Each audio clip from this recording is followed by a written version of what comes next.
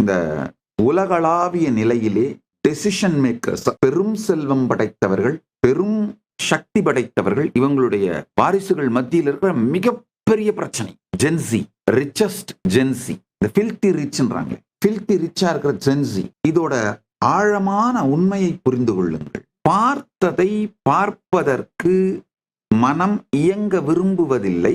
புதுசு புதுசா பார்க்கணும்னு இயங்க முயற்சி பண்ணுது.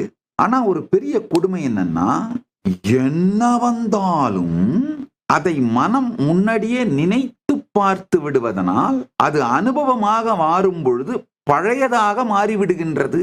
ஒரு சுவை, ஒரு இனிப்பு நேரடியா நாக்குல வச்சு, நாக்குல அதை எப்படி உணர்றோம், அது நான் அதை மெல்லும் பொழுது வாய்க்குள் எவ்வாறு அது இருக்கின்றது, அது வயிற்றுக்குள் செல்லும் பொழுது எவ்வாறு இருக்கின்றது, உடலுக்கும் உங்களுக்கும் அது எவ்வாறு நடக்கின்றது, அப்படியே நம்ம பார்க்கிறதே கிடையாது. அந்த சுவைக்கு ஏற்கனவே நாம ஒரு பிராண்டு, ஒரு மெமரி, ஒரு ஐடியா, ஒரு கான்செப்ட் வச்சிருப்போம். அதை நாக்குல வைக்கும் பொழுதே அதை நினைத்து பார்த்து கொண்டிருக்கின்றோம்.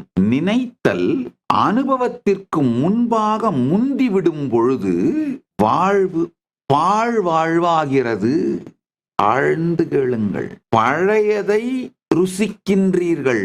இதே மாதிரிதான் சகல சுகங்களும், சகல உறவுகளும், சகல அனுபவங்களும் நீங்கள் அனுபவிப்பதற்கு முன்பாகவே மனம் தலையிட்டு நினைந்து விடுகின்றது.